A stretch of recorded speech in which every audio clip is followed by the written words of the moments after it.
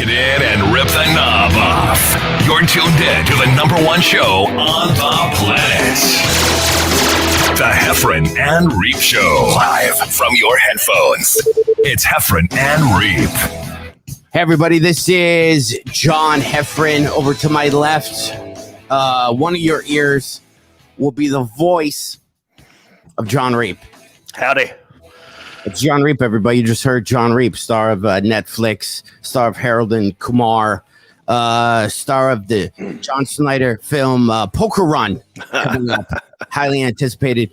Those of you who want autographed pictures of the Poker Run DVD, make sure you go to John Snyder store and sign it. He's not signing them before Christmas or something. I don't know. What the hell are you doing? Make sure you do that. Welcome to the show. Subscribe, like, all this stuff. We have so much to talk about, dude. So much. So much to talk about. I'm excited to see you again. We were two ships passing in the night in the last two episodes. You know, last week I had on Kyle Troop. The week before you had on Tammy Pascatelli. And now we're back together again. We got a live audience watching us right now on Facebook and YouTube. I'd like to give a little bit of shout outs at the top of the show to let you know we are live. And it is July 26th, and it is 8:04 p.m. Eastern Standard Time. And I can see Jennifer, Rick, Heidi, Andy, Shane, Susan, Helena, all of you. Thanks for joining us. We've got a jam-packed show. John's been doing corporate gigs in New York City. And he's headed to California. This guy's doing the coasts on us, ignoring the middle of America for some reason. But go ahead. I don't know why I like this music right here so much. This is just how we should be. Well, John Reep, I didn't think you show your face around here, but you did. I don't know. Anyway. We have so much to talk about. Thank you so much. John, I was watching YouTube, as I do. I bounce around. YouTube gives me recommended videos. Like you watch one video, and then it just kind of gives you recommended. Yes. So obviously I watch Joe Rogan's podcast, and it kind of just throws everybody, whoever talks about Joe. Dude, there was a reaction video of a jump rope guy breaking down Joe Rogan talking about jump roping. Right. Okay. So hang on. There's a guy who sells jump ropes. Maybe he's got a jump rope YouTube channel. So he just his whole channel is dedicated to the art of jump roping. And then Joe started talking about it, and then he breaks down every, so Joe would be like, "So, yeah, I own a jump rope," and this guy would stop it and go, "He owns a jump rope. I own a jump rope." And he would go off like for 5 minutes and go, "Let's go back to the video." And then he's like, "I do it for conditioning." And then he'd come back. It was, and then somehow we would get probably, I'm guessing, you would know better me because you look at stats, 1 billion more views if we start using the word Heffron and Reep own, and then just put in. Oh yeah. Just put in any random, right? Because like it's weird. There's a phase right now of comedy of comics on YouTube that literally think their reach is bigger than it actually is. Right. Like, to me, I think comedy is like the people who are into Dungeons and Dragons when you were in high school. They were really into Dungeons and Dragons. 99.999% of everyone else have no idea what they're talking about, but boy, they were really in. So there's a group of these like YouTube, I guess they're comics, I don't know. A lot of them didn't go through the MC feature headliner phase, and to me, you automatically get knocked 20 points demolition points or whatever on D&D if you haven't gone through that system. Gotcha. Yeah, a popular podcast, and then that got people to show up to see your shit 45 minutes. I don't give you the same street cred as somebody who did comedy in the 80s and had the MC feature and headline. I agree with that thought. I agree with the feeling. I wish the ticket sales sometimes reflected the way that we feel, because there are times where these YouTube guys who didn't do anything really except for make a couple of funny videos that they edited all day long in front of no audience, sell tickets, and then the people show up and they're like, what did I just watch? What is that? But I know what you're saying. There's a whole group of these people who are all into the MMA style of comedy. I'm also, maybe I'm just too old and I don't get it. I watched the dude, he literally talked an hour about how he's moving. And I guess we talk about boring stuff. I just don't. And it had a lot of I guess that's what the YouTube shows and podcasts are. It's for the people who already like that guy and just feel like you're just talking to your friends. And if you want to talk about moving all day, I guess you can, but I get it, dude. I don't. I try not to go down the rabbit holes that you sometimes go down. I don't know why I do. I wish the well for everybody. Yeah. But for some reason, I look, and then I look at how many views are on YouTube. I don't like it. No, you said, if we do some clickbait, if we use the word own, like Heffron Reep own a new podcast on a different network or something where we just and throw a name out there. We got to start picking fights. But or you just say their name and like what's owning them. We can literally, I've seen it where I've watched stuff going, oh, these are Bobby Lee is fighting, and I'll go click, and it's just one. So owned will literally at the end of it, maybe we'll just pick a name, and we won't even have a story to go. Oh, I got it. I already know which one I'm gonna. Well, I don't know if I should ask you first. Well, it's a little clickbaity, but that's kind of what the idea of the troll. Can we do this one? Can I do? Go ahead. Well, I won't say the name. I'll just give you a teaser of who we could use. All right. Okay. And I'm gonna Eddie Vedder mushmouth sing it and try not to say the actual words of the song, and then you have to guess the person, or either say yes or no. Okay. All right. Right. Does that make sense? But I'm not gonna say the name. I got it. No, you could say yes or no, but this will be the Heffron Reep own blank. All right. Does that make sense? Well, do it, and I'll see if I catch on. I think I got what you're saying. So here's the person I was thinking that we can own. Maybe later on. Man, my hair is thinning with the backwards hat. This is not a smart. I was going to ask you why the backwards hat. I have real hard opinions about the backwards style hat. Well, just it looks sideways because my whole I feel my webcam is crooked, and when I put the hat on, it's crooked. But my brother, side note, and then we'll get back to what we're talking about.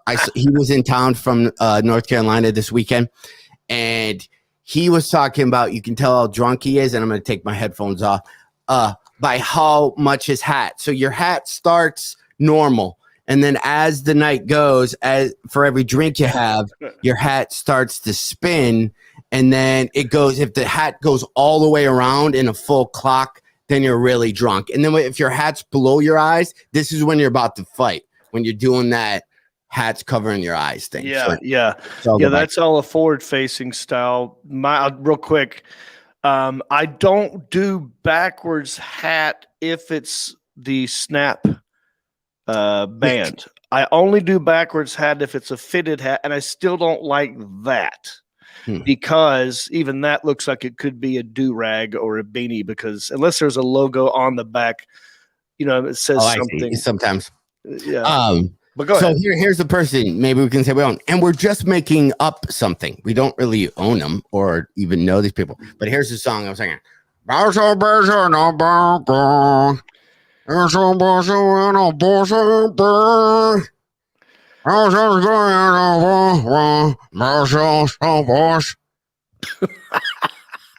all I'm doing. My best friend, oh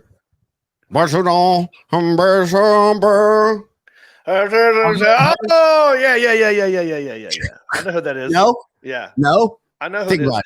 I'll give you other. Well, I know who it is. Am I supposed to say it or not? No, let's own them. Okay. That's who we own. That's I don't know. I mean, I kind of did one of him. Did you see the latest one? Yeah, well, we'll talk about, but yeah. So, right? Not, I mean, comics. Huh? Or we pick comics. Yeah. Well, okay. Damn it. See, if we start picking on other comedians, we're going to get picked on. We got to be able to take it when they pick on us. I'm a wuss. I know what everyone thinks. You'll get really mad. I'll get mad and I'll cry. So right. So here we go. I have some random stories. I did some homework. Ready? Okay. And I even got upbeat music. Here we go, John Reep. Why does coffee make you poop? You ever wonder? I do wonder. We all know the feeling shortly after latte nature calls, but does coffee really make you poop? For about 1 in 4 of us, the answer is yes. I thought it'd be more than 1 in 4. Is the real culprit. Culprit. There can be anywhere from 835 milligrams of caffeine in 1 8-ounce cup of coffee. Something about the acid nature of coffee also causes an increase in the production of bile acids in the body. The liver makes bile and stores it in the gallbladder, and the coffee can make the gallbladder release the bile into the intestines, causing diarrhea. That's why I time my 5-hour energies. You don't, do one right before you get on stage, because then, right? Well, can I say coffee does do that for me. It's how I start my day. I like to get that going, get that first one out of the way, and then I can move on. But at the same time, these energy drinks that I drink, you do the 5-hour. I do, Monster Energy sometimes before a show to get the energy going. But that's got caffeine in it, and I don't get it with that, but I do get it with the coffee. If that makes any sense. No, I didn't mean for this to go. Yeah, well, I didn't say anything. Yeah. Have you ever came close to? We can't own anybody. Well, the answer is yes. Conversations we're gonna have. But have you ever came close? Yeah, totally. I have. Yeah, I mean, many times where, especially in the younger years, where I'd get a little bit nervous, and sometimes the nervousness would make it want to happen. I one time was driving cross country. I was in my 20s and I had to go so bad, but I don't think I was in my 40s before I used the public restroom. Believe it or not. Really? Wow. Was that because you were I just didn't want to go number 2 in a public restroom. I thought it was gross. So I was driving and I checked into a Holiday Inn Express along the freeway, driving cross country just so I can use the bathroom. So I literally spent $120 to sit and not have it be gross. And I took a shower after, and then I went. Hang on. I got to comment on this one comment because I don't know how this guy knows about this. Maybe I said it one time. Stephen Dean. Okay. Just wrote little Johnny Reepy sitting in his teepee drinking his pee-pee. You were warned. Now, that is something that happened to me when I was like in preschool. Like someone said that to me, or it's the thing that happened. So I must have talked about this somewhere before, or this guy, I know him from back in the day. But it's funny, we were just talking about going number 2.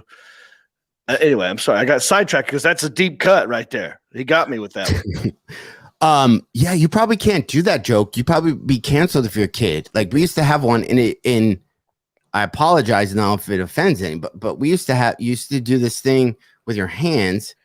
Is this racist? And they would go and you would do something with your hand and you go, me Chinese. Oh yeah, I can do that. Oh, not that. You're not talking about that. One was like me Chinese, me play joke, me go pee in your Coke. Oh yeah. I remember that. You can't say that when I was a kid, right? I mean, I just said it. Chinese, me shape, me play joke, me put pee in your Coke. I remember that one. You're making fun of you're doing, and I don't think you can do that now. Yeah, no, we can't do that. That's that. Want another rando? Let's not do that. Yeah, you want another rando? Sorry? Oh, sure. We'll get off the poop talk, I guess. Okay, hold on. Watch this. Let me type in here. Oh, I like that. I can hear you typing. I'm typing. You got those old school long keys. Yeah, I'm with my thing. So here we go. Well, look at this upbeat one. Does swimming count as a bath or shower? What do you think? That counts as a bath, not a shower. Counts as a bath. Social media was If torn you by have this a question. bar of soap, although when I was a kid, I have a pool. I grew up with a pool. Mhm. Me and my brother used to do it all the time. And then my dad would say, "You're good. You got in the water, you rinsed off, you're fine. You don't need to take a shower now." But as I got older, and certain people that I was with would be like, "That's gross. You got chlorine all up in you and that algae or whatever. You need to go take a shower before you get in bed." And I would do that. Now that's in my head. Oh, jeez. So what people said, does swimming count as taking a bath or shower? Turns out people were split. Even the CDC weighed in with results of its own study, which found that 51% of Americans surveyed admitted to using swimming as an alternative to bathing. They highly recommend showering before you get in the pool, yet the agency did not actually declare any rule on what to do after you swim. You definitely shower, because then you got everyone else's pee and chlorine. Yeah, it's gross. What's funny is, like, I was just at a hotel with a public pool, and it said that you need to shower before getting in the pool. So which is it? Are we showering before getting in the pool, or we have to shower after we've been in the pool? I would probably Does shower. anyone ever shower before they get in a public pool? No one ever does it. No. Everyone just jumps in the water. Yeah. But you've seen that sign, haven't you? Okay, that's it for rando. I have so much more. It takes longer to read ebooks. Study shows it takes longer to read real digital books versus printed books. The study found that reading speed declined 6.2% on an iPad and 10.7% on a Kindle compared to print. I think that's probably because you're reading your book on your iPad, and then you're like, maybe there's one more porn vid I haven't seen yet, and then you leave the Kindle. You know what I mean? You have a lot more stuff to do on your iPad. Oh yeah, that's probably why it's slower. Oh, that's true. I've never owned a Kindle, but I've also heard that I'm not a reader either. But I can read, but I don't really read books. But I've been told that if you're going to read an ebook, a Kindle is better if you're going to read it outdoors, because of the you can see it better with the sunlight hitting it than you can an iPad. Which iPad it doesn't work well in the sun. You know how it is. So even on your phone, if you're out on a bright sunny day, you can't see everything. But somehow a Kindle's better. Have you heard that? Yeah, with the white I've bought everyone, and I like to buy books. I do that with audible.com too. I download every week a bunch of audiobooks, never listen. I buy a bunch of ebooks, never read them. It's a sickness. Lastly, when you read books, though, you got to put your readers on. You have them on now because you're reading stuff. I'm going to. But do you have different glasses for books than you would like a digital book, like paper? I just turn the font so it's 2 words a page. Yeah, right. Okay. I got also, you. For your books are like this skinny, but like that tall. Yeah. And for your countries, I was thinking of this because you do a lot of videos. Most searched how-to videos online, and with this research, you should just start doing these with your country-ish. First one is how to use software or an app. That's the number one search thing on YouTube. Yeah. Second one, I like this one: how to get stains out of clothing. So just do country-ish, or we can do Heffron and Reep. Just Heffron Reep own wine stains. And but do we spell it Weinstein? Right? People will just typo, because I'm known as the typo guy. So people will just look and we'll be like, what? We were talking. And the other one was how to do computer games, like rare stuff, beat people, etc., and then makeup tutorials. Yeah, a lot of I see a lot of it's random, like on TikTok, right? So now sometimes my routine is before I pass out, I might just go to TikTok and just start looking at random videos, right? Yeah. I feel like TikTok's algorithm is quicker and more efficient than maybe Facebook or YouTube's algorithm, and that it knows me. It knows what I like. It learns my patterns better. It knows what I watch quicker than maybe Facebook or YouTube would, because it turns out it's a lot of cats. Like, I like watching cats.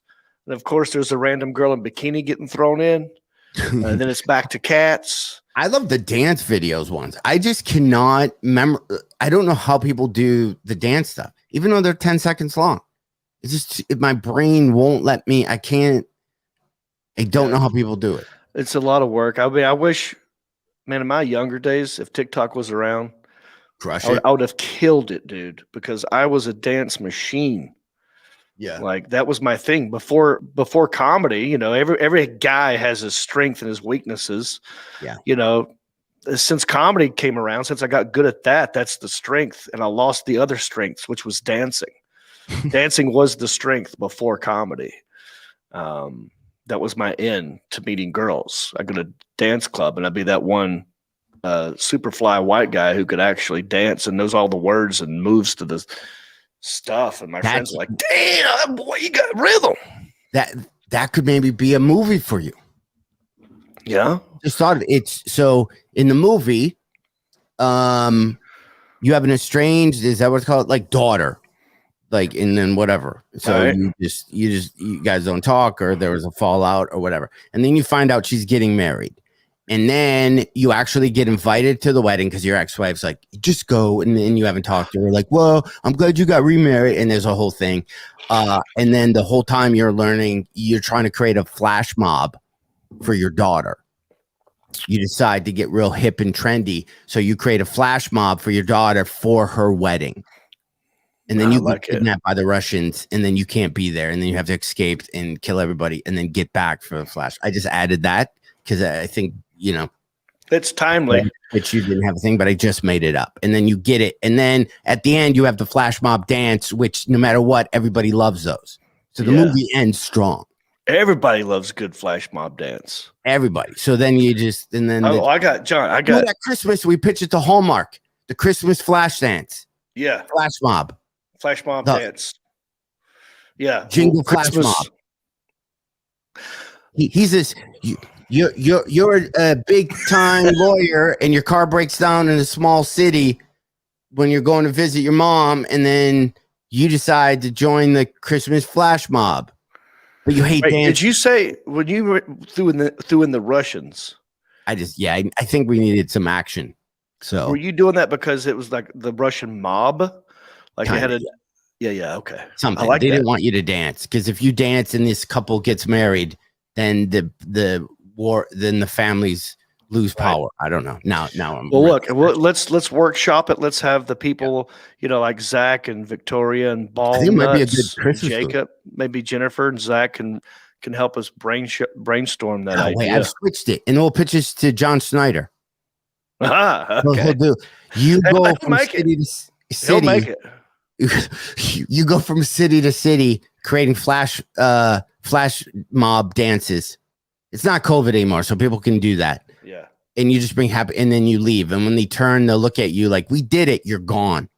You're just gone. You just see you just getting on a flash mob guy. Like, yeah. It's kind of, yeah. And then you find out you're not real. Like, you died in 1976 at a disco, but your ghost goes around and just teaches people to dance. You give people the spirit. You're like the Blue Man Group. You don't even know who it is. Spirit. Yeah. Is what you do. Well, I want to throw this out at you. Our buddy Brian Heffron, same last name. Yeah. He runs and owns the Comedy Zone where I just was, but he has a potential side gig for me, and I felt like this could be good for you too had you lived here. There is a minor league baseball team in Gastonia, which is in between Hickory and Charlotte. Okay. They're called the Honey Hunters, and they're not part of Major League Baseball. You know how minor league teams are like, there's farm teams for the major leagues, there's minor leagues, but it's all part of the Major League Baseball system, right? Right. Well, there's some minor league baseball teams out there that are not affiliated with that. Okay. And so, but they still are good baseball players nonetheless. Anyway, the guy who is running the stadium over there in Gastonia, or the arena, it's not just baseball. They got a huge entertainment complex area. Long story short, he wants I might be hired as a consultant to come up with fun, funny ideas to get people into the baseball games, even if they don't like baseball. And we had a nice long conversation, and flash mobs was one of the things that came up in this conversation. Something to do. You know how there's a 7th inning stretch? That's just that's everyone knows that in baseball. But like, what if we did our own thing every game, but the other team doesn't know? Like, if you thought of the Harlem Globetrotters of baseball, right? But they're Gastonia, right? So what would we do? What shenanigans could we pull? What fun things could we do to get people into the stadium and have fun things going on? I know your brain is racing right now. Yeah, I immediately thought of some but I guess I think there should be a whole channel of just Jumbotron feeds. Okay. Right? People love them. The kiss cam. A lot of those are fake and staged these days, but that's okay. Are they really? Oh, yeah, 100%. We talked about that. There's a lot of these stadiums that are doing this just to get the viral video going, just so people might come to that. There's a lot of these fake wedding proposals that go, the wedding proposal fail, where the guy wants to propose in front of everybody and she dumps a bucket of water on his head or whatever, Yeah, there's a lot of comics. There's a lot of fake ones out there where they're like, so-and-so owns a heckler. And then you see it, and then you're like, that seems fake. Yeah. There are a couple other comics that also, like, I had a lot of fake punching. Like, somebody came up on stage, and, you could just tell that it was. Maybe you do some dating night where singles go, right? Guys are going to go if they think women are there. And then you do like a Tinder swipe left or right, but on the jumbo. Some woman gets Paul, and she can start swiping left or right, and everyone can yell. A dating. Right. So you're saying like a dating game? Oh, wait. Has that been done before? What? Has that been done before? I just made it up right now. That's a great idea. You're the consultant of this thing. Yep. I'm gonna tell him I came up with it. Yeah, 100%. I'm working on it. That's a great idea. So I see it, right? So like the camera guy, he picks one dude. Well, he picks a girl first. It's got to be a woman. Yeah. But picks a girl first. Yep. And she's like, all right, over the PA system. All right, Lisa. Welcome to the Tinder. What's the baseball team name? The Honey Hunters. That's perfect. Dude, it's time for the 7th and Honey Hunter. Yeah. And we're going to hunt for this girl's new honey. And it's a honey hunt, dude. And so you start with her, and she's like, "Okay, I'm ready." And then it cuts to like another guy, and she's like that way, like either yes or no. You go with the Jumbotron scanner. Yeah. And then you just go, and it just and then she's picking live in the moment whether she's swiping right or left. Yes. On this dude in front of everybody. Yes. And then if she picks somebody, then you walk with a big thing of honey. Just like the Bachelorette, instead of getting a flower, she gets a big pot, the guy or the girl, or whatever their pronouns, if she's into women, whatever it is, they get a big thing of honey. That's their flower. That's their rose. It's a big thing of honey. That's perfect. That's great, dude. That's a great idea. Yeah, I could see that one playing out. I mean, that could be on like singles night, Come play the Honey Catcher, the Honey Hunters dating game live at the Honey Hunters arena in Gastonia, the Honey Pot. Right? I love it, dude. Honey-do, and then honey-do list. Wait, a honey-do list. Honey-do list where you get couples that show up, and if the guy or the girl the husband or wife fulfill the list, then they win a huge and it's something like you gotta full close as you're running from first to second. Yeah. if it's on, or you know what I mean, or it's This is great. I'm loving all this. I mean, with the honey. Okay, so I was thinking, okay, that's a great idea. That's the best idea that has happened with this whole thing. Other ones were fake, like flash mobby type stuff, but it doesn't have to be dancing. What if a flash mob wasn't really a dance, but more of like just a gesture? Like if everybody at the same time, like if everyone had the same phone, with the same exact same time on it, like it's like the 8:01, everyone just go like or something and just watch that happen, or something at the other team. Like maybe we do research and we find out one of the team's names, and it's a certain sort of heckle at the other team. Yeah, that'd be great. But I love so far the Tinder. What do you call that one? The Honey Hunter dating game. Honey Hunter. Yeah, the Honey Hunter game. The Honey Hunter game. That's it. That's great. That's how you do. So what else do we do? Let's keep going. This is great. or you do but you got to get people into the whole deal is once they're there. So you got to get people into into the stadium. What if and this is a sort of a Chris Rock theory, an idea. He talked about the death of baseball. Okay.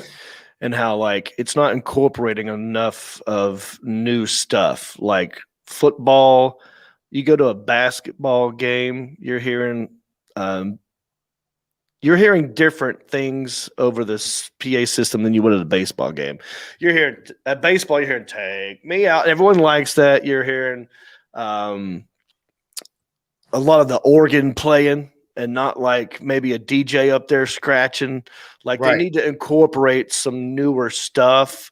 I think that could be a night. I don't think it has to be every game, but maybe like one night is like new age ways of doing things. Maybe the PA guy, the guys calling the game are free to mix it up a little, be funny and not just call it, have a color guy, You could do the honey hellos, where you go and it's kind of like a FaceTime call where people can pre-record.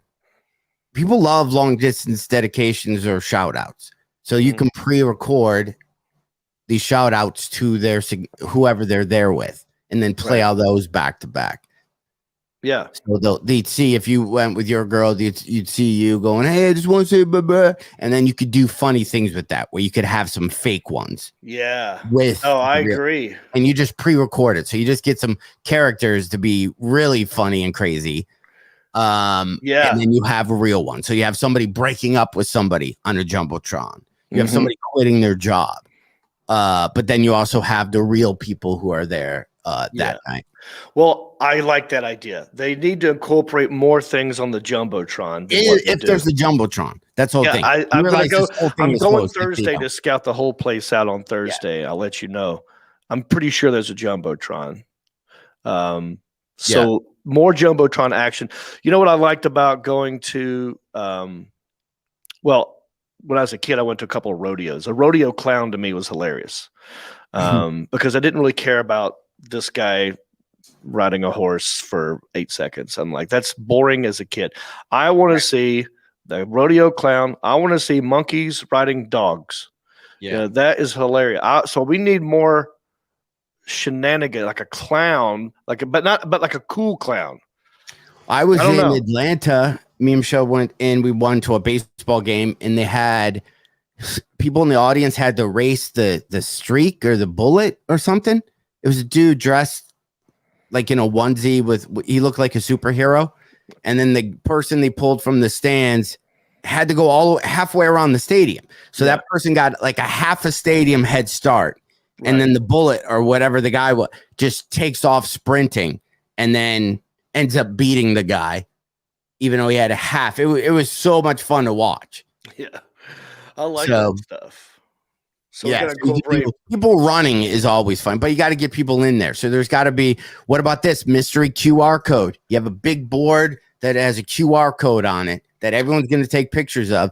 And if you show up that night, they could put your business, your website, your whatever on the QR code. And there's a kind of a raffle. So you would go, and then if they choose you, everyone it says the mystery QR code. Right, you're gonna take a picture of it just to see what it is. Right. And if you there and won, it would be bam, John Reep, Country-ish, Heffron, like that would pop up. So you're almost giving free advertising to the people who show up, but you have to be in. You have to be. Oh, there. I like that, and that could be after. That's 2. Every inning. It didn't have to be 1 a night. That could be 9 a night. And here's your random end of the second inning QR code. Where will this one take you? Sometimes it's a joke, and sometimes it's a legit person. You have a big board with just the big QR code. Yeah, and it's just somebody can change it. Camera up can change it throughout the evening. Right. Damn, that's good. That's 2 good ones, dude. Yeah. Oh, I got more. I mean, I just sit here. I mean, I can't. No. But yeah, that's awesome. Yeah. Hey, what about you guys at home, like Zach and Chad and Sean and Jacob? What do you think? You got any good ideas for a minor league baseball team? I told them to watch the Beer Battered Bastards of Baseball. Have you heard of this documentary? No. You would love it. It is, Kurt Russell, the actor. Yeah. Did you know his dad was a baseball player? Did watch that where I did watch that. So what they did, and I think they should steal this idea as well, is have open tryouts. They had anybody who in that town who wanted to try out for the team could come try out. And they ended up getting a lot of good players after doing that a season or 2. But make it more about the community. Like get local people involved. And I threw out the idea of like when you're in a small market, the celebrities in that town are usually just the guys who own car dealerships, because they're the ones who are doing local TV commercials. You see them all the time. Come on down here. We're doing this. We got these Toyotas. Big guy floating. Right? Yeah. They're the ones that are spending local money on local ads, right? Mm-hmm. So somehow we got to go use that to the advantage of getting people aware of the team, the baseball, get those guys who own the dealerships in there involved somehow. I don't know, but this documentary was really good. I think you'd like it. You could have somebody, take a pitch. Somebody have a local high school kid. Yeah, throws 3 balls to one of the players, right, and see player if you get hit on. Why is there only a first pitch? Why can't there be a last pitch or a 7th inning pitch? I think you do a first pitch almost for cash. I think that's where you get selected. Okay, so somebody in the crowd. They do it at basketball games all the time. They try to shoot the half court, or just run the bases. There's a lot, dude. Yeah, there's a lot. Alan, hold on, let me just do this. Heffron and Reep. Subject change. Real quick, John. Let me just do not belly up. Want to do this? Hey, Mid Michigan, Alan. If you could throw up, if you have any of the dates for our Heffron and Reep. That's How We Roll tour. You can't really click that link, but there we go. August 24th, Howard City, and we're going to go through the thing. Tickets are selling, although first Howard City one, John, I heard we're performing next to an ATM. So some of these are going to be... Okay. This is so loud, but I like music. Some of these are going to be interesting places to perform. Like I have the girl I'm dating has a bunch of family in that area, and they're coming to see me. And I'm like, I've never been. This is the thing me and Reap are doing. We're doing it kind of just for the story. We're doing, we're going to these bowling alleys because a lot of people don't know is we're starting the Heffron Reep Bowling Alley Bar. It's a huge franchise. If you're interested in franchising it, most bowling alleys are probably going to have the Heffron Reep Bowling Alley Bar in their bars. We're kind of like Toby Keith in the sense of he has restaurants in every airport. We're probably going to have bars in every bowling alley, even though me and you do not even bowl. But we just think it's a niche that is left open, and we're going to bring just a new energy and a new style to bowling alley bars. And August 25th, we're in Wyoming, Michigan. So, by the way, and then on the 26th, I believe we are in. No, that's wrong. That's wrong. Old one. On the 26th, I believe we're at the Park Theater in Holland, Michigan. I have to say something about the. Here, I'll go to my tour dates. I got you, buddy. And people can click on links if you are in the. So we're not in Rockford, Michigan, on the 26th and 27th anymore. No, we're in Holland, Michigan. One of those. It's on the newer graphic. And then we also are in Muskegon, Michigan, on the 28th, though. Yeah. So I'm following everybody. So that's the Heffron and Reep. That's how we roll to all through mid-Michigan. It's a good vacation time. Just if you live in Michigan or in that area and just want to see something fun, get a hotel room in Grand Rapids and then show up at one of these shows just so you can see us. Every one of these venues, though, dude, have other comics coming, and they're plugging everybody but us. I'm trying not to get mad about it, but there's a place in Holland at the Park Theater that keep posting other comedians, and I don't like the ratio is 6 posts to ours. And then I've been doing hey, John, we were just talking about this. I've been saying stuff. Wow. Underneath, and then at one, then I got in a fight with some guy because he said our two pictures look like we're two uncles, like two gay uncles, because of our headshots. They kind of melted together, and that we're holding hands or we're doing something with each other's hands. That's what our picture looks like. What's wrong with that? I go, well, then you're not going to enjoy the show. Eddie Griffin is coming a week later. Enjoy that show, and good luck him showing up. So I'm posting. I'm kind of like. I mean, we're going to sell out, but I don't know why it bugs me. Because we're the only ones talking about the bowling alley shows or these places. I guarantee you the other comics coming will mention it once on Instagram one time. Right. Or they just tell better than us. The guy who jabbed at us, was he a comic? No, I don't even think he lived in Michigan. I said something and then we made up. I said, well, you know what? I am an uncle and you were half right. I'm actually holding Reep's hand. Reep's not holding. Right. You just go with it and then it kills any kind of, if you get mad at it, it gives them fuel for fire or whatever. But yeah, no, I think probably what's going on, and I don't know if it's correct. I don't think it's the philosophy's right, but they're probably banking on us selling those shows out without help. Any press. Yeah. And so what they're trying to do is plug other people, in the hopes that those shows will sell. But I don't think it's personal. I think it's you're a big deal in Michigan, so how was Heffron and Reep. Oh geez, stop. How was your shows? Man, I was in Charlotte, North Carolina, the Queen City, doing shows at the Comedy Zone. They were fantastic. I did Thursday, Friday, Saturday. I had some good friends come up and hang out different nights. One night, Saturday night, you'll be jealous of this. I saw Old Crow Medicine Show. They were playing, right next door at the big Fillmore Theater. And they were playing Saturday night. They started at 8:00. And so what I did was, as soon as I was done selling the last T-shirt on Saturday night after that first show, I got my friends and the owner of the it was a scene from Goodfellas, dude. You remember when in Goodfellas they're getting escorted through the kitchen? One shot. It's one shot, and they go, and then they grab the table, and they bring the table and set it right. We were movie stars. It was exactly that scene, except a longer walk. But we went through 2-3 different kitchens.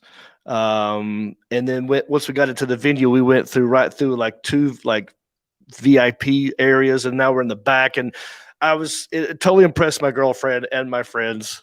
Because as soon as the show was over, the manager of the club goes, "Reep, we gotta go. Are you ready? We got seats. You want to go?" I'm like, "Yeah." I said, "Mark, Nicole, Jody, let's go." And we just started walking, and we went through all these little back alleys. And the only thing that didn't happen was a table come flying in and sat, like they did that scene. But Old Crow Medicine Show, if you ever get a chance to see these guys, do yourself a favor. I got the T-shirt. I got you bought all the merch. Yeah, dude. I am a huge fan of Old Crow Medicine Show. I like that hat, though, too. Well, they're the ones, and I judge people based on their answer to this question. Who sings Wagon Wheel?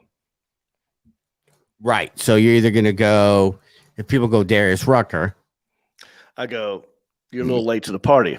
Yeah. I like Darius Rucker, but he's not the best version.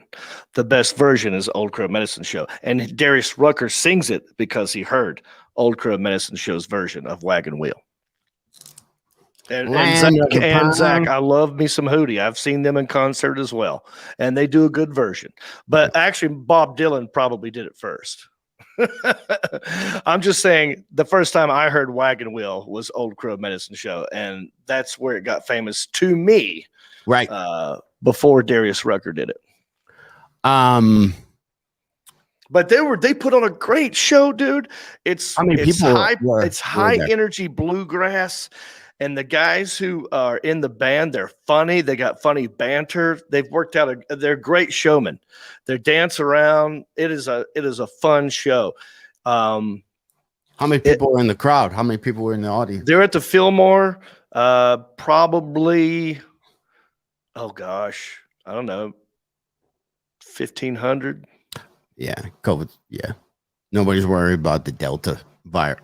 No masks. Well, that's good. They put on that show because they probably. How many shows have they done this year? Well, they were supposed to play a year ago. Yeah, this was a makeup show, and they were supposed to play at the venue that's outdoors, which holds more people. Yeah, but tickets weren't moving, so it was what it was. And shame on Charlotte for not supporting these guys. Are they from Charlotte? Used to be a lot more fun than it is now. What's that? Are they from Charlotte? No, but they should be bigger than that. Have you not? What do you know about these guys, dude? I don't. I have one of their albums, but I don't know a lot. I will know though. I can't even look at my phone to see what I have. Tell It To Me is a great song. Yeah. If you like fun dancing music that is a little bit of bluegrassy, it's got some soul to it as well. These guys are just great showmen. So anyway, we went there one night. That was a good night, Saturday night in between shows. Second show Friday was one of those. Sorry, this is the version I have on my phone of the song. By the way, right? I have them. That's him. That's yes, exactly. Yeah. So you don't even know who they are, but you know them from that song. Yeah. Yeah. Now, I remember you asking me, have I heard Wagon Wheel for the first time? Yeah. Yeah. You brought it up to me. It's like, yeah, I've heard Wagon Wheel. Have you not heard Wagon Wheel? And then I told you it was Old Crow Medicine Show. This was probably 3 years ago. Yeah, that's probably why I have it on the phone. Yeah. Right. Yeah. So what? But second show Friday night was one of those drunk crowds. There was like a whole table to my left, sitting front left, so they're in the light, and you can see them. And there's like a couple of hot drunk chicks, and the dudes are, and they're not being heckly, just being loud and repeating the jokes to their drunk friends who didn't get it loudly, and so it's distracting, and I'm having to deal with that. And the guy who opened for me, and I love him, he's a friend of mine. His name's Court, but he's a little dirty. He talks about sending a dick pic. He talks about going down on girls. He talks about it's a lot of stuff that I don't talk about. Right. And on the second show Friday, when it's a younger crowd, who some of them probably got in free at the last minute, it was a pain in my ass. And so I was ready for that show. I was done with that crowd. Yeah. And I kind of put it in autopilot in the last 10 minutes because I was ready to wrap it up. Right. And when I got off stage. I'm out there selling my merch, and I'm sure I had a great show. Everyone was like, "Oh, it was great. It was great." But in my head, I hated it because I knew I could do better. You know what I mean? Right. I got mad at myself for not owning the moment. But the show was over. We're getting ready to kind of leave, and I thought it was over. Like selling merch. I thought everyone had left the venue, and here comes this couple, guy and a girl, come walking out. And again, I don't know who knows me. I don't know who doesn't know me, right? Right. Because it's the second show Friday. There'll probably some comps up in there. And the guy goes, Court, like he was going to talk to Court. And so I said, oh, well, they must be done with me. So I just try to slip on past them and go to the green room. And the girl goes, where you going, fucker? No. I was like, oh, hey, sorry, I thought you guys wanted. She's like, come here, you dumbass. Just like summertime, no class. Right. So it's a lot of aggressive behavior. And then she's like, come on, man, we're from Hickory or something. I'm like, okay, cool. Yeah, let's take a picture. I just really wanted it to be over with. And I was trying to make him happy. But then I was getting mad because she kept cussing at me. Right. And then I said, oh, let's take a picture. Hip, hip, hooray, Hickory. Woo. She goes, don't be condescending, asshole. Like Karen. I said, all right, well, I'm gone. And then she said, where you going? She punched me like with a fist in my ribs. And then I cussed them out. And I said, you got to get the fuck out of here. Go get. I'm leaving. You have to leave. And then I went, and then my girlfriend was like, what just happened? She goes, I thought you knew them. I was like, I don't know who they are. My call comes back. He goes, I thought you knew those guys. Like, I thought they knew Court. I don't know who they are. I don't know why they were still here. They lingered. They're the last couple to leave. So whoever you were, if that lady is watching me right now, I got you on camera assaulting me. If you had any money, I would take you to court. Yeah, you're not allowed to hit people. That's you can't hit people. And I'm one of these dudes that looks like a good old boy you went to high school with, and you can smack him on the arm real hard or punch him and put him in a headlock and go, you old scallywag. But just know this, I absolutely hate it. And if it keeps happening, I won't be doing meet and greets. So I've been warned. Yeah, I have a similar story. I was in New York this past weekend. Today, whenever. I'm in New York and get there a couple days early, do a bunch of sightseeing stuff. We walk across the Brooklyn Bridge. We went and ate at some nice restaurants and da-da-da. Although New York City itself is... Anyway. Go ahead. So I do a corporate event. I do a corporate event in Pauchuck. I don't know where it is. Somewhere on Long Island. Papawa. I say something about New York City, and I'm dying to know what you want. So gone downhill. Is it nasty? Is it dirty? Is it filthy? People we were accosted nonstop, like crime infested, literally nonstop. A lot of homeless people. A lot of asking for drugs, and I sold it to everybody. I'm starting to think, John, because Charlotte was that for me too. This experience, I'm starting to think every major big city has gotten a lot crappier in the last couple of years. Well, less safe. So less fun to walk around and be yourself in. So I'm staying. We're in like Chelsea area or whatever, and there's a couple blocks you have to go where it's just I feel just uneasy, right? Because people kept coming up to you. Yeah. So I go do my corporate event. I'm in, and they send a limo because there's no green room, and I'm performing outside in a park for a Rotary Club in this really rich area. Wow. And they raise a lot of money, and they do a lot of great things with it. And it's a cigar and steak thing. So everybody there are business owners, and it just kind of looks like it's gonna be a hell gig, but a lot of times you can turn those into because they're all there. They've seen every comedian, like every famous person has performed at this thing. So, and because of COVID is why I was outside. Right. So long story short, and I'm getting paid, corporate money. So I go back to the little bar before I have to walk, not even on stage. You're in a tent. You're going to stand on the grass. Right. Okay. And the jazz band is breaking down their stuff. And the guy I don't even get an intro. The intro, I got the guy goes, well, we raised this amount. Now here's John Heffron. That's the intro.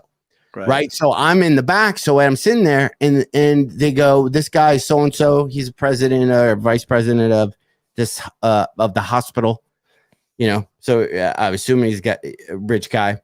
He looks at me and goes, you're the comedian? And I go, yeah, and he palm with his hand comes out of nowhere. Like you're throwing a hook and smacks me on the side of the face, open, like, big palming hand just hit me in the ear and goes, you better be funny. To the point, it was a smack, dude. It was an open, it was bah. And then the guy goes, here's John Heffron. I literally go from ringing ear and I get on stage and I was literally like, one of the first you things out of my mouth is I go, how old is too old to get in a fist fight? I literally start talking about it like the second I get on stage, and I couldn't let it go. Then I get off stage and everyone's around. The guy who brought me there is like, hey, great job. How much time did you do, John? Huh? After that slap, how long was your set? I did like 30 minutes, but that's all I was supposed to do. Right. Okay. So I get off stage and I don't know, there's a local ice creamer there and they hand me this little thing of ice cream. And I'm talking to the money guy. The other guy isn't around. And he comes back over and he says something again and he does a little shove. So then the limo driver, the Sicilian guy, comes over. He goes, I can't do his voice, but he's like, this is the second fucking time that guy's fucking touched. And I'm like, yeah. Right. I go, I don't know if anyone's handing me a check. Or is this just, yeah, there's pride, but it was also a lot of money. So I'm like, let's just, and I go, I don't know what to do right now. I guess let's just fucking go. And we got a piece of pizza and we jumped in the limo and I went back for 2 hours and I was just livid the whole time. The last time I told the guy, I go, did you hear my bit about you keep your hands to yourself? Like, you're kind of touchy like that. Yeah. And I don't know if I had to look, I have a I don't know why I didn't. I still think about that. I think about that. I laid in bed, and then one time I was in DC and I bought donuts. And as I was walking, this guy who was like 6'6" walks right towards me, him and his couple of his buddies, and just grabbed the donuts from my hand and did what the fuck? What are you gonna do? And I was like, I just lost my donuts. You know what I mean? like you could, but like though I have a couple things that I lay in bed and I just wish I could. Yeah, we would go back and do those moments again, and in your mind you beat the crap out of them, and and smack their fly head around like Superman. Elbow but it was, I was. I'm angry for you right now, and so that's the guy. That's the boss, the guy who was slapping you. No, he was in the crowd. He was, there were a bunch of really rich business owners. Oh, so the guy who brought me there and wrote my check was super friends with him, and nobody kind of knew that this happened. Like when the guy smacked me, you better be funny. Did you say anything after that? I mean, to him, I had like a half a second or 2 seconds from the point where I walked immediately on stage. Oh. Like his hand disappeared from my thing as I heard the guy go, "Let's welcome." Oh my god! Like, who touches like?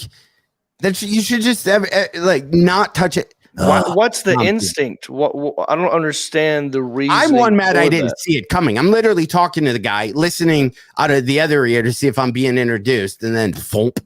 Yeah, right. So I'm mad at it. I was like, why didn't I defend it? Why didn't I?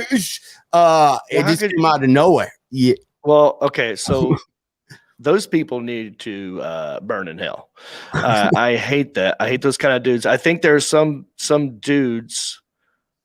I don't know.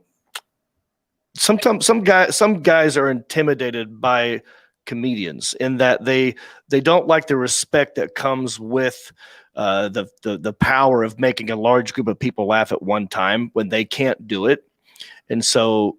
There's like this so all they know is like, hey, you're the wise guy, huh? You think you're funny, you're clever. Yeah. They want to boss you around physically because they're a little bit pissed that they can't do what you do, or that they're jealous that the attention's on you, so they hate that. So I hate those dudes because those are insecure little assholes. I hate those dudes. Also, something very similar happened to Steve Byrne one time years ago before either one of us had done anything on TV. We were doing college gig, and the headliner was this comedian named Henry Welch. Do you ever heard of that guy's name? No. He was one of those BET comics that you'd seen on like Comic View a bunch of times at night. Right. He had a little bit of a following. Funny dude. He was funny enough, you know. And then and you guys are opening for him? Yes. So me and Steve were booked by the college to open for that guy. Right. Okay. Now that guy brought his own guy and didn't tell the college. Yeah. And so me and Steve Byrne are back there kind of talking, and Henry was in and out, kind of talking to us, kind of not, you know, he was aloof, but his opener was not. He was just kind of being douchey a little bit to us because he knew Henry or something.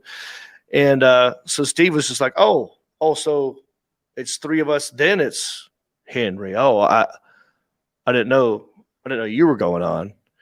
And then right when the kid who was running the show announced Steve Byrne, that other comedian took his water and just threw it in Steve's face. Oh, fuck. Seconds before he had to walk out there. He literally walked out going like, holy shit, the craziest thing just happened. And but the crowd don't know that because he was backstage. Right. And he's like,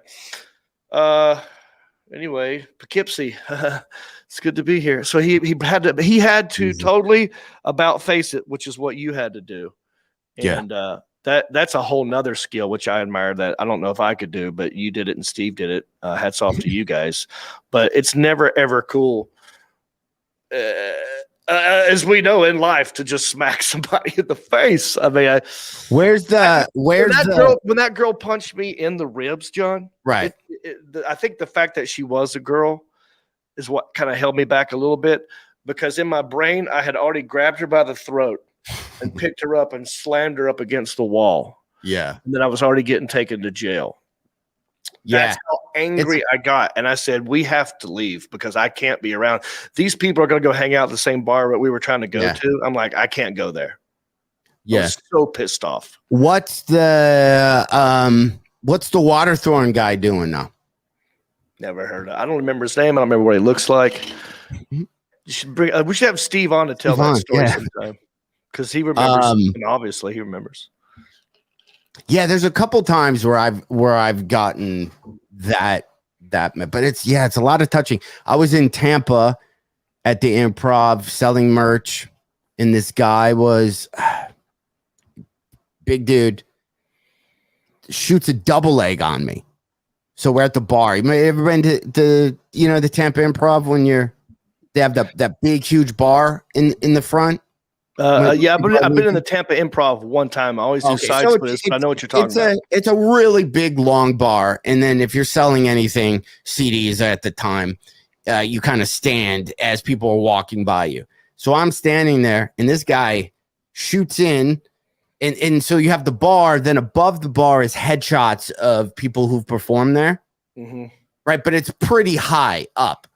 That guy lifted me. He got underneath my waist, took me off my feet. This is me. I'm selling something to somebody else.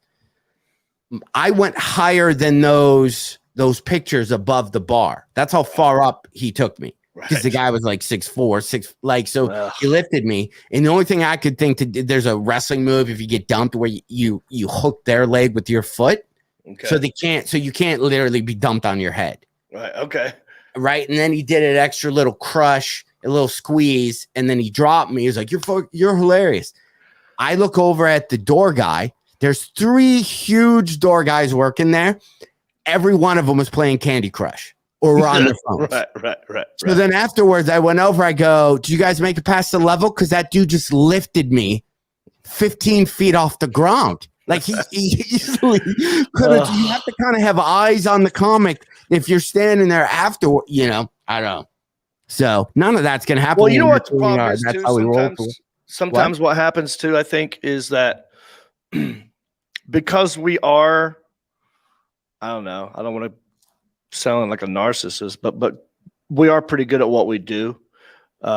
Even with the crowd afterwards, like I'm really good at like doing meet and greets and hanging out with people. I will take pictures with people and I'll put my arm around guys too, you know. And so sometimes the guys working there, the bouncer guys, they don't know who I actually know and who I don't know.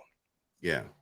So if I had a friend of mine that I went to high school with, for example, my good friend John Beaver came to see me. He's a big boy.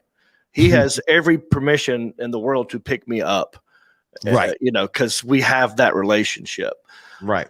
So had he done that and a bouncer didn't know and started picking a fight with my friend, that would be a no bueno.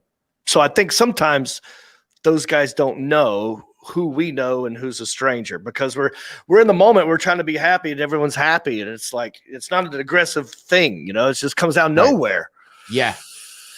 It's so frustrating because it does make me pissed off, and it makes me not want to. Anytime you get hit, like it's you know it. But even if you're joking with a friend, like if we were at a bar after our That's How We Roll tour, which those tickets are selling out, go to Heffron click some link. There's some link somewhere. Yeah, go to heffronandreep.com. You can click on my tour or your tour or anything.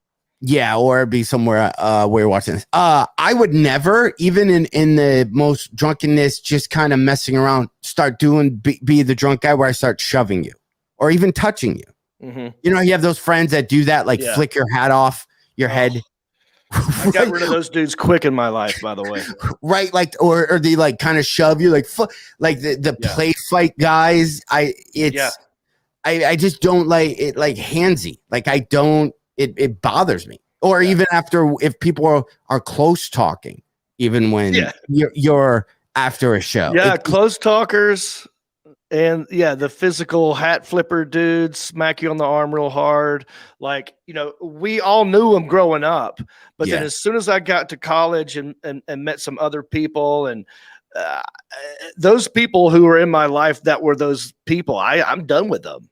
I'm like, I have no need for you anymore at all. We have to talk to Byrne about about that, because I remember performing in Lansing, Michigan at this place called Connections, and the owner of the place was very playful, but he would do this thing to me because I'd MC. He'd walk over and goes, "Hey, I need you. Make sure you do 6 minutes. And when you bring up Killer Bees, make sure," like he would give me a thing. And right before I went on stage, he'd go, "Oh, and he's the owner." So you go, "What?" And this is back when you wore tucked in shirts. Okay. He would grab my shirt and untuck it. Yeah.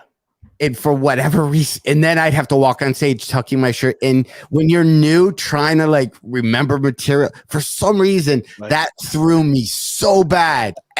Like I could never get out of the tailspin. But you knew him, right? I mean, you knew who that guy was. But it still makes me mad to this day. Yeah, it still sucks. There was a lady who ran a club that's no longer in existence. So this is what you get when you do these things. Who was, she thought it'd be funny to put a fart machine on the stage, unbeknownst to me, and sit in the audience with the remote and just hit the fart button from time to time. So as I'm doing comedy, right, 10 minutes into a headlining set, you'd hear the owner of the club. Well, the manager, whoever's in charge, I wouldn't say the owner because it wasn't a real club. It was a restaurant that decided to try comedy on the weekends. And so it took me about 30 minutes to find out what it was. I finally found the fart machine on stage and go, who did this? And I just berated them. And I remember predicting, this is why you're going to fail as a comedy club. You keep sabotaging your headliners this way. It's not going to be the recipe for success for you. What's the maddest? We plugged that tour, right? What's the maddest? You don't even have to say the comic, but where you wanted to kill another comic for doing something. Yeah. I've got like I know who it is exactly. Yeah, It's the only comedian I've worked with where I wanted to kill him, and he and the only Canadian that's ever pissed me off. Canadian. Most Canadians I love, but this Huh. was the only one I ever met. I was like, what a douche. Yeah. But I don't know I had where to one begin with him. Canadian at Just for Laughs. I think he was a really popular comic in Canada, and he was dick. But there's guys that are dickish off stage, like Jim Belushi. Yeah. I was livid at that guy at Just for Laughs. Was such a dick. Yeah, wow. What did he do to you? I also heard he's a male chauvinist pig. We did a gala, so if at Just for Laughs they would have these big shows and a celebrity would host it and then the comics would do it. So this is back when you had disposable cameras. Mm-hmm. So I go, hey, let's get a picture. And he said not now or something. I don't know, but I wasn't talking to him. I was talking to Harlan Williams. So he looked at me and said, not now. And then I just and as we're walking, I don't know who the other person was, me, Orny Adams, some other comic. I did like a selfie back then, but with a disposable. Yeah. Or a flash went off. Right. And that dude ran across stage, got right in my face. And he's a big dude. He's like, what the fuck did I say? I said no pictures. And he takes the camera and he chucks it like in the theater, like in front of whoever else was doing the gala with me. Yeah. So that was a dick move. Another one, man, I'd love to have that camera. Yeah, right. And then another one, I was in somewhere. Cincy. Yeah. I was at the Cincy Funny Bone, and the feature gets on stage and is literally going from person to person. What do you guys do? What do you do? Are you guys effing? You guys, does she take it in the going through that to everybody in the crowd? Super dirty, right? Like I literally downloaded a counter on my phone, one of those, and every time he said the F word, I would click it. And I was looking at the door guy, I go, how many times do you think he'll say it in 3 minutes? Yeah. Right? And so we're having this over under, and it was like 32 times in 2 minutes or something. Wow. So he gets done, and I go to the manager at the time, who later will lie about the numbers and go to jail for skimming tickets, but everybody thought I was the dick. But anyway, let's continue the story. I go, hey, you can't be, he's got to not be this dirty, or we got to cut his time. Yeah. Like, so give him the option. Say you can either not drop the F-bomb every 5 seconds and do your entire set, or you're doing 4 minutes. Your choice. Right. He gets on stage and goes, it's hard to do without swearing, but I know we're on Facebook, so I'm trying to be a little. He's like, he goes, who you guys want to keep it real? This motherfucking headliner doesn't know how to follow anybody who's keeping it real. Do you want to hear about fucking? Like, he's doing that and goes for 20 minutes just doing it. So I looked at the manager and goes, that's on you. You told him to not do it, and he's disrespecting you. So I would keep that in mind.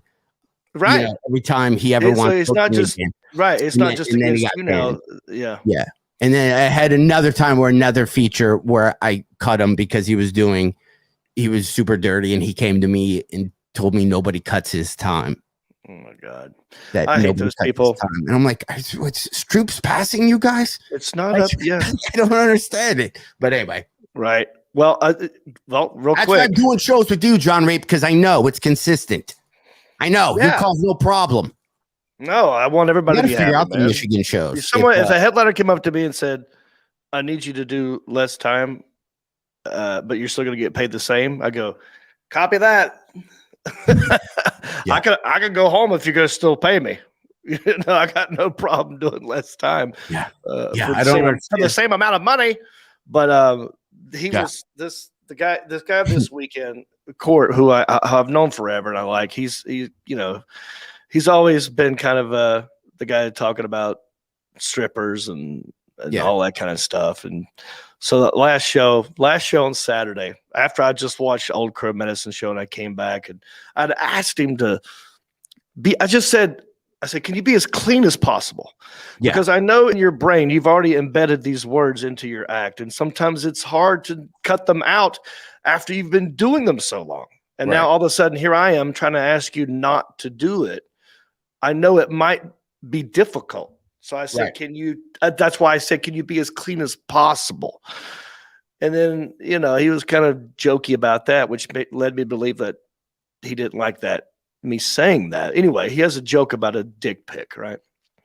So like, if I'm having to follow this, and we all do, but I said, if I'm having to follow this, then my only resort is to do this. And so what I did was I Googled on my phone, like 5 minutes before I went on stage, I Googled micro penis, and I found a very, very tiny picture of a penis.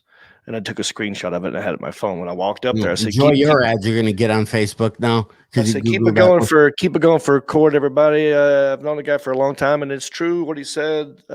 He has the dick pic. I've seen it. He actually sent it to me. I've known him forever. I got it right here. And I just pulled it up and I just showed everybody in the crowd.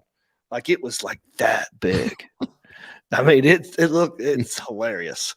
And the crowd, I mean, that's how you have to follow it. And I hate that it took me so long to figure that out, or having to resort to it. But I don't like it when people take offense. Look, because a headliner, we're all comedians in this business trying to make a buck. But if you're going last, it's harder than going first or second, right? We got a lot to deal with. And if we're asking you to cut something out here and there, it ain't against you necessarily. It's more about what we need in that moment. So chill out. Yeah. Right? I know that there's guys that have, if you're new featuring for them, that they'll hand people a whole piece of paper with topics you're not allowed to talk about. Oh, certainly. I think we're just too nice about it. I think you just go, here's the thing. It's not debatable. It's not a conversation. It's not a discussion. You can either not, Yeah, I mean, that's why, some guys will just bring their own dudes. But yeah, some headliners are not nice people or not. It's just like they're not there to make friends with other comedians. Yeah. It's just like, I don't care about you. I'm doing this job and we will never be friends after this. So, well, you don't have to like me if you don't want to. This reminds me of right here. Second adolescence starts at 50. That's exactly what you're talking about. Ever hear second adolescence? This is a phase in your life when, like a kid, you start to live life on your own terms again. Research says second adolescence begins at age 50. So you're almost there, John. Maybe that's why you're starting to feel some of this.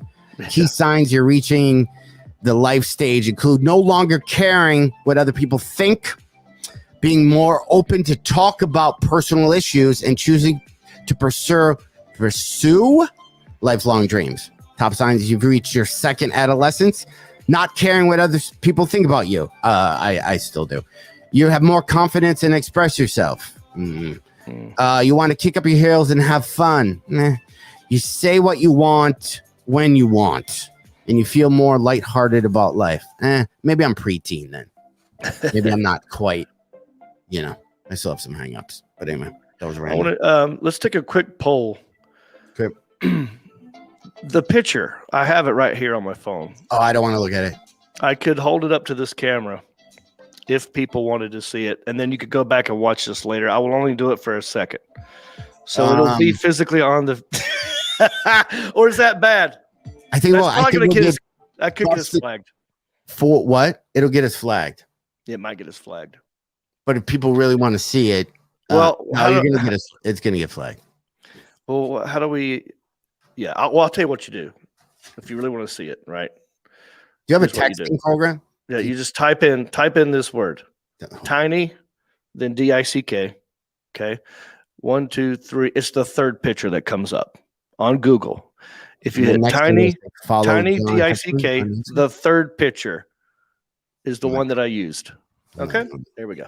I'm not doing it. Watch this subject change. Heffron and Reep. Subject change. Know what I bought from Amazon or eBay? What? Dude, this is the funniest transition. I'm doing this on purpose. This came. Can you see it? Original box Grover puppet. Whoa. Wow. The 70s, dude. Where'd you get that? Here. You bought that on eBay? I bought this for my birthday. Oh, so were you just like a big fan of Grover? I love this puppet. Really? Yeah, I love the puppet, but he's too. Oh, look at him! Look at him! He's been staring, watching the.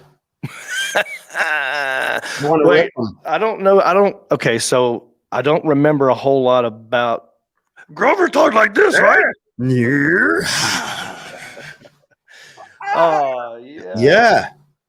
Dude, I'm afraid of look at just he would just wait, when you bought it, had it never been out of the box before? I don't want to rip them.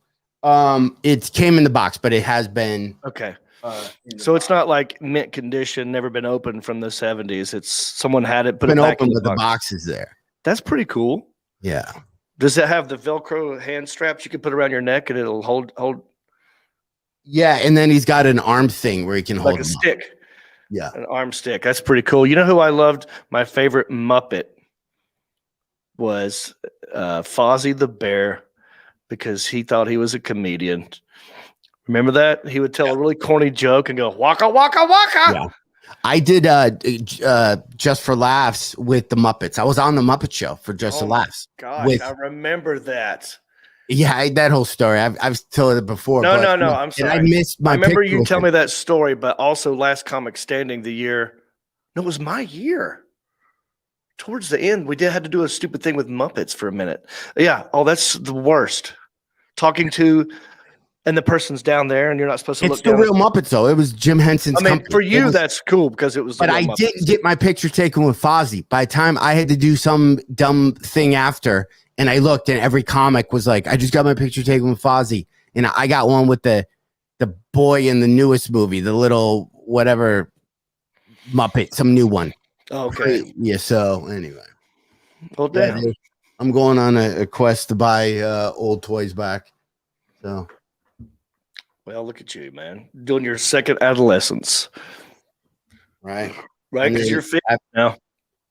Oh, Grover. Yeah. This would be Animal. I'm sorry, Animal. The other one was Grover. So I have I always felt bad for Animal because you couldn't understand him. He was lovable. He had a lot of rage, but he had a unibrow. Yeah, right? Yeah. Dude. I'm a grown man. I'm 51. I just bought I like the Swedish meatball chef too, yeah. Oh, that guy, that was like the first impression I ever did. Like, I just walk around in the bird. I get in the bird there, in the bird. Spurgy. My mom would be like, knock it off. And I was like, in the bird, stupid there. Smart. I wonder if that's racist now. Because you're making fun of a person's accent. I don't know, but I'd love that. Yeah. Yeah. That's pretty good. We had a guy in my high school who looked just like Beaker. Yeah.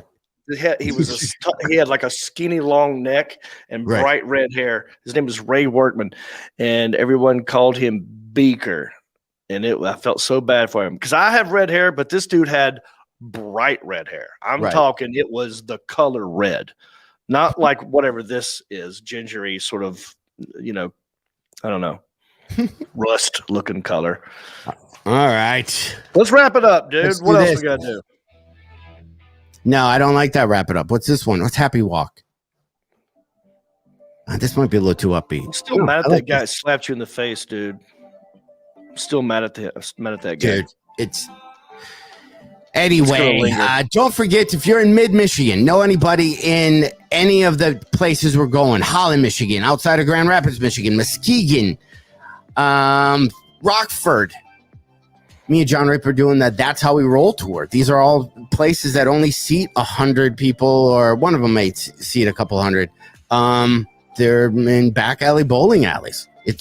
We know the situation we're getting into, and it's going to be awesome. Because when you show up, oh, dude, we need to do that as a kid. Oh, shit. Hold on. I know you want to go.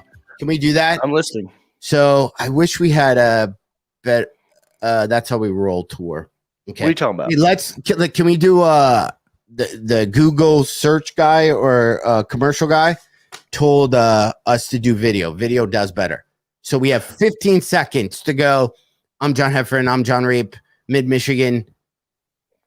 We're coming to you. You want to shoot a commercial? Let's just do it right now because we're here. Promo. And then I assume that the Alan Jackson, before we start this, you can be recording this and possibly we could use this later as a separate video. Is that what you're wanting to do, John? Yeah, we might as well just shoot it now. You want music behind us? Make sure the Alan Jackson can do that before we. I don't want to. Yeah, we can do that. Okay, we're gonna do it just right now. We have like 15. So you just go. I'm John Reep. I'm John Heffron, Mid-Michigan. We're coming to you, and we have like. Maybe. Yeah, if I hold my hand up, which way is Michigan? This way. I should have got the charcuterie board. I go. It's all here, all over here. Yeah. Okay. Anyway, all right. Ready? Okay. So, do you want music? Let's do music. We're gonna go happy talk, or do you want to do upbeat funk? Here's what this sounds like. I do that. Sounds great. That sounds great. Okay. Ready? Okay. Hold on. Here we go. Are you starting or am I starting? What? Are you going to start or should I start? I'll start. Okay. Hold on. Let's go upbeat funk. Ready? All right. Here we go. No, I don't like that. Sorry. Okay, redo it. Okay, man, if John Snyder's watching this, he's never gonna hire me for Poker Run 3. Not for editing purposes, no. Okay, ready? Here we go. And hey, everybody, it's comedian John Heffron and John Reep. We're coming to you, Mid-Michigan, to do our That's How We Roll tour. If you've never heard of us, Google us. Find us on Spotify, Pandora, Netflix. We've done a lot of stuff, and we're coming to you. I don't think people know we're yeah, that's fine. Should we say heffronandreep.com at all, or more okay, let's do that. Okay, ready? Okay, here we go. Ready? Should I pick different music? Want to go or do a little more country? Well, twang it up a little bit, okay. Twang it up. No, not that. That's where we're coming to town. Yeah, then I have to look at you like this. Okay. There you go.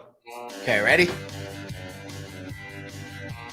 Hey, everybody, it's comedian John Heffron and John Reep. Mid-Michigan, we're coming to you live for our sellout comedy tour. We're doing a bunch of shows in Mid-Michigan. If you've never heard of John Reep before, what are you, crazy? Google that guy. And if you've never heard of me before, let's just keep that the way it is.